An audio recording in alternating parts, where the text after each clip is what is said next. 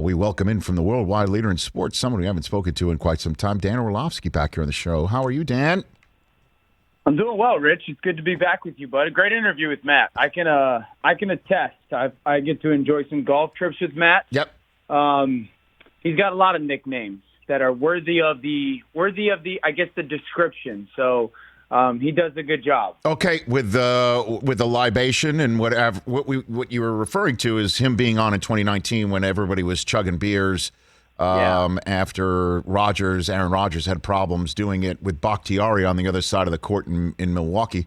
And I've been trying to get Matt to take a different nickname than Matty Ice for quite some time, unsuccessfully. But Matt's going to be on tomorrow's show. It still does not keep him away from saying yes when I invite him on this program. Good. So that's good. Good. Did you think the Falcons made the right maneuver, 4th overall, Dan Orlovsky, in the draft a couple weeks ago? Yeah, I did, because 2 reasons. One, Rich, I think Matt's still playing at a really high level. I think Matt Ryan probably has 3 or 4 good years of, can we win a bunch of games, division title, make playoff run football left in him? I think that answer is a resounding yes. And the second reason would be I think they're a lot better than their record was last year. And I know we come from the NFL world where you are what your record is, and that's fair and all that stuff. Sometimes that's not necessarily true. And that 4-12 last year very easily could have been 7-9, candidly, and probably should have been 8-8. And so I think they're a football team that went and got Arthur Smith because of a lot of different reasons, but they believe he's ready to go take a quarterback that can win now and coach him now. And then I think that the talent on the football team, certainly offensively, is better than the record was. And so they're a team, because of their schedule, and it doesn't look to be brutally difficult this year. I actually see them as a team that could surprise a lot of people and make some noise. Obviously, the addition of Kyle Pitts is enormous for an offense that was already really good. So, yeah, I 100% thought that.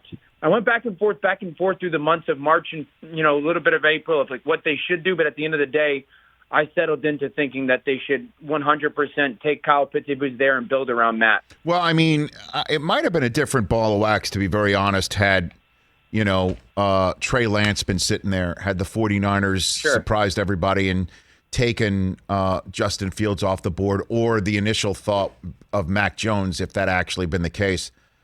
I just think when it comes down to the choice of who was remaining at quarterback for them and Kyle Pitts, with the amount of money that Ryan is making right now and the virtual impossibility of trading him or moving him, that right. Pitt's sitting there, as generationally talented as he appears to be, that's the winner. I thought that was a smart move by them too, to be honest. Yeah, with you. totally. And then what do you do? Like, let's play the hypothetical game if you're the Falcons and Kyle Pitts is there and Trey Lance is there, right? And over the next 2 years, Matt Ryan continues to be your starting quarterback, but you're an 8-9 football team, so to speak, right? Or a 9-8 football team. Yes. And that doesn't get you in the 7 football team, and you don't get in. And you're sitting there going, well, we've got this first-round draft pick. We think he's going to be really good. We don't know because he hasn't played, but he's just sitting there on the bench, and we could be an impactful player away from being a win or more per season, 2 wins or more per season. Then you're in the dance, and God only knows what happens. And so that's why I think, like, the reality that they're a better football team than their record was last year, and you don't want to be sitting there going, you know what, we might have had a chance, within our division and within the NFC playoffs to make a run, but we chose to kind of go to the future. Dan Orlovsky here on the Rich Eisen Show. What do you think about Justin Fields and where he wound up? And I know your commentary on Justin Fields throughout the draft process definitely made your life a little bit more interesting for a few days, I think. So what do you think about the way it all wound up, Dan Orlovsky? Yeah, it's not the ideal fit for a player just because Chicago's reality. Chicago's reality twofold. One, that their organization with the general manager and head coach, like, you need to prove 2 things this year, that you can win and that you can develop the young quarterback. Neither Matt Nagy, their head coach, or Ryan Pace, their general manager, is going to get an extended look at the second opportunity to develop a young quarterback. That that this doesn't happen in the NFL. Right. Usually you get a chance at a young quarterback at those roles, and if you fail to do it, you're gone. And so the reality that they need to go develop him quickly I think forces him on the field sooner than you ideally want, perfect world want. And then, 2, you have to win football games doing it. And I always say that the challenge for a young quarterback going into the NFL, or one of the greatest challenges, is you're expected to do both for some teams. You're expected to develop, which means breaking old habits, learning how to study tape versus watch tape, develop new good habits, championship winning habits. That's like developing, right? Finding what you don't do well and working at it to make sure it doesn't become your fatal flaw. That's the development of the quarterback. Oh, hey, also, you have to win on Sundays. And as athletes, often when winning above everything is the most important thing, you revert back to old habits. And so it's hard to kind of break those things and create new ones while doing it. And so I don't love the landing spot for Justin. I do think that he will be and should be their day one starter. One, because their weakness is, as an offense, is their offensive line. It's not dominant. Well, his athleticism can mask some of that. And then 2, you want him to be playing his best football in November and December. And so repetition matters for that. And what's best for Justin Fields is not what's best for Matt Nagy. What's best for Justin Fields, yes, get acclimated to the NFL. Get yourself ready. Wait a couple weeks till it's your turn, so to speak. Well, Matt Nagy, again, needs to win and show well early on. And so I think he'll play. I think he'll play early on. But there's ways to get him to be successful on the field, absolutely. It's interesting you say that about it is a rarity for a coach and a general manager to get another opportunity at coaching up a player at this position who's drafted in the first round. Certainly more rare for the general manager to be kept around to be able to trade up again for another quarterback. Yep. At least for Nagy, he was coach of the year in his first year with Trubisky, and then we all know less than, and they did make the playoffs last year. But put it all together with what you just said, Nagy came on the show, I guess it was like 10 days ago, and you I'm sure you heard this as well from him. His plan is to sit Fields as long as he possibly can. Like he wants to make him the Mahomes to Dalton's Alex Smith. And I even had to say in the middle of the conversation, I don't think you're going to get that luxury. And you're sitting here saying he's got to pop him out there week 1. Like, let's go deep end of the pool and figure it out from the start. Like, I think you're more closer to reality than what the coach is attempting. Yeah, and Rich, I think 2 things really. Listen, Justin Fields physically is very much so ready to go play in the NFL. He's not going to be perfect. He's going to make mistakes. I pointed out all draft season there was 2 issues with this game that he's going to have to get better physically at. But talent-wise, he's ready to go. And I think for Matt Nagy, it's not necessarily – first of all, being ready to play in the NFL as a rookie quarterback is like being ready to be a parent. You don't really know until you're out there. Like, yes. Like who's actually ready to have a child? I don't know. You just figure it out when it happens. And so it's the same with being a quarterback, man. Like you go out there, and I think – for Matt Nagy, the big thing to figure out is where's Justin mentally with – you got to have a force field around you when it comes to – because you're going to struggle. And so is he mentally ready to handle, like, the scrutiny and the hate and the expectations and the boos? And is he mentally ready to have some success as a rookie as well? Not like, yes, you got to go in the huddle and call the plays and intellectually be able to understand that, but Justin can do that. And so I think that Matt Nagy – don't hold him back, and everyone continues to say the Mahomes thing.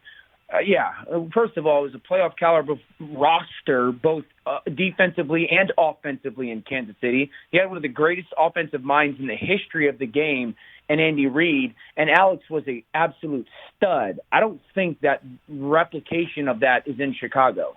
By the way, great analogy, Dan. I got benched many times in that 2008 season when my firstball came home. It wasn't pretty. No doubt. I fought through it a couple times. I ran out of the end zone many a time the first time, Dad. Well done. Dan Orlovsky here on the Rich Eisen Show. What do you make of Ryan Kerrigan's signing in Philadelphia from Washington football teamer to Philadelphia Eagle? And how you see the NFC East playing out. And the thing I find so fascinating about the NFC East, very rare does a schedule release actually intensify a conversation about a division. It seemed Washington football team in particular finishes all 5 games of their regular season schedule in division. It is something else. That division is going to be totally up for grabs entering December. I'll give you the floor on the Kerrigan signing and what you think about this division. Yeah, the Kerrigan signing is a good, solid signing by Philly. I don't think we're expecting Ryan Kerrigan from the last, 5 years ago in Washington. Josh Sweat is probably going to be their main guy in Philadelphia as far as a pass rusher, but Kerrigan's certainly going to be able to come in and be a situational pass rusher and just add another body to their defensive line. Philly's actually done a quietly solid job of kind of putting together a decent roster because 3 months ago it was a bad football team talent-wise. So I think it's like a good, solid signing. I'm not going to make a huge big deal about it. The NFC East is going to be really fascinating to me because, there's so many ifs attached, or there's a giant if attached to each team when it comes to, okay, who am I going to peg to win it? Like, if you told me Ryan Fitzpatrick is going to look like Fitzy of last year, give me Washington. I think they got a chance to have like a top 3 defense in the whole NFL. Give me Washington. If Daniel Jones takes a relatively big step in year 3 and Saquon comes back and looks like Saquon, well, I like the Giants then, really good because their defense is going to be really, really impressive. If Dallas's defense is an absolute embarrassment and a debacle, well, Dallas is intriguing then. But Dallas's defensive line gave up 3.5 yards per carry before touching the ball carrier last year. So, that's got to take we need to see a Josh Allen type of jump from that defense. If Jalen Hurts becomes a player that, is even exceeding expectations, then I'll take Philly. So that's why, I sit here today and I go, all right, if I was a betting person, give me the Washington football team. I think they're the best football team. I think they're the best coached football team in that division. Second, candidly, I'm taking the Giants. I think the Giants are going to be a lot better than people expect, and I love their defensive coordinator. Then I'll take Dallas, and then I'll take Philly. I know this is the lowest of low-hanging fruit, and I love Jason Garrett. That is my way of saying with all due respect. So many people are like Garrett with Daniel Jones. They're like, this is a big year for Daniel Jones. I mean, the owner, John Mara, has already come out and say, we think this is a playoff-type caliber player, that this is the moment like when Eli started taking off, and that this is the guy that now has Kenny Golladay to go along with Saquon and an offensive line that appears to be built and ready for this moment. That is an underreported conversation, I think, right now. And you do think, though, that the formula is there for Big Blue? I absolutely do. First of all, they got some skill players now, like Evan Ingram, Kyle Rudolph. Obviously, you mentioned the addition of Kenny Golladay. Shep is a really good slot. And then Kadarius Toney. So I called a couple Florida games for ESPN because doing college football on the weekends. And doing Florida games, 2 guys just massively stood out for their offense. One, Kyle Pitts, who we've talked about, and 2 was Kadarius Toney. And yes, he did remind you a little bit of Percy Harvin, probably a little bit more of Tyler Lockett for me, where it's like think about this. If you're Jason Garrett and you're the Giants and you're getting Saquon Barkley back healthy, right? This is assuming he's healthy. I mean, if I get 70 offensive snaps a game, Kadarius Toney and Saquon Barkley are getting 30-plus of them. You feel really good about that because those guys, the NFL game right now is about touches in space. It's not about the old school balance of run versus pass. It's touches in space.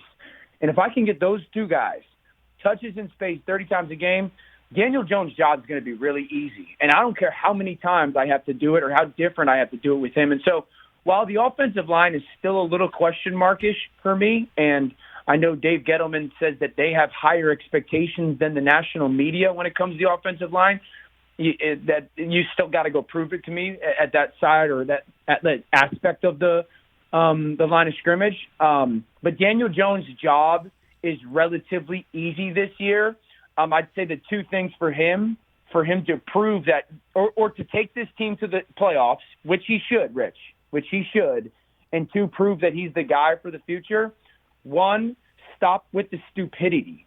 Like in those moments where he's got to get rid of 12 plays a season. The stupid 12 plays where you're like, dude, why are you panicking with the football in that moment? Stop. That is stupid. You're too smart to be stupid with the ball in that moment. Okay? And 2 is there's going to be, again, 10 or 12 plays this season where the play doesn't work. Okay? Defense wins the rep. Show me you can be a guy who goes above the X's and O's. So we're talking 24 plays, right? 24 to 30 plays this year where Daniel Jones takes this team to the playoffs and Daniel Jones kind of silences a lot of critics. Last one for you, Dan Orlovsky. What do you think is going on with Aaron Rodgers and the Packers? I still, every single time I think I've got an answer and I've got my my arms wrapped around it. It looks something completely different. The analogy we've been using here is like that Seinfeld girlfriend that looks great in a certain light and then in a certain light does not. It's just something that's constantly changing. What do you think is happening with Aaron Rodgers? Yeah, I obviously think it's very much so relational. That he feels offended, disrespected, lacks trust. Right? Without trust, there is nothing. Without communication, there is no reason for us to go forward. I was thinking about this morning, though, Rich, because for all the probably the uneasiness or unrest or disrespect or emotional feelings that Aaron might be having with his organization, it is a reality to sit here and say this is where I think the agent comes into play big in this situation. And his agent is a guy that I had, David Dunn, Athletes First. He's one of the best, most powerful, most connected agents in the NFL. Because the truth is, if Aaron Rodgers is that upset about what's going on in Green Bay, the question becomes, 1, does he really want to go? And 2, if he wants to go, or no, let me phrase it like this. What's more important, leaving or getting out and going to a contender? Because I can't imagine Aaron Rodgers, because his agent David Dunn is probably sitting there talking to these teams and going, okay, who of you are actually interested in making this happen, right?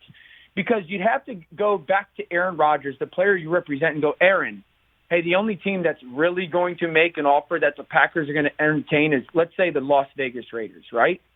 Okay, if you're Aaron Rodgers, do you want to go end the last 3 years of your career with the Raiders, who don't have a win now roster, whose defense is not very good?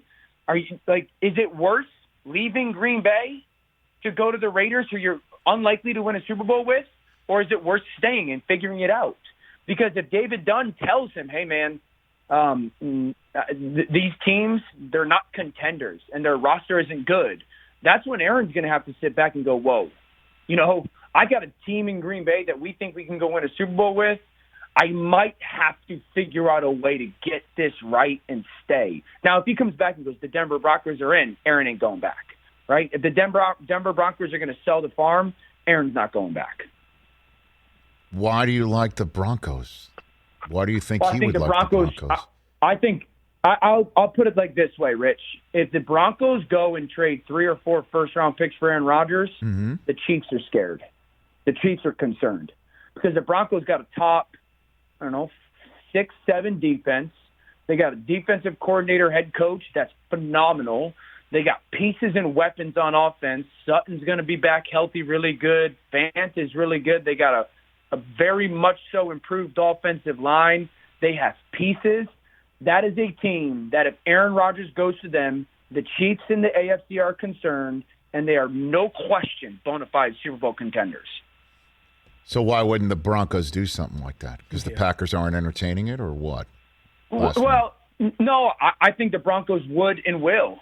I think the Broncos will be very aggressive to it. What the price is going to be, I would imagine it's 3 or 4 first-rounders. Damn. And maybe Drew Lock, who they flip or something like that. But I don't, and candidly, Green Bay, I've said this, should entertain it.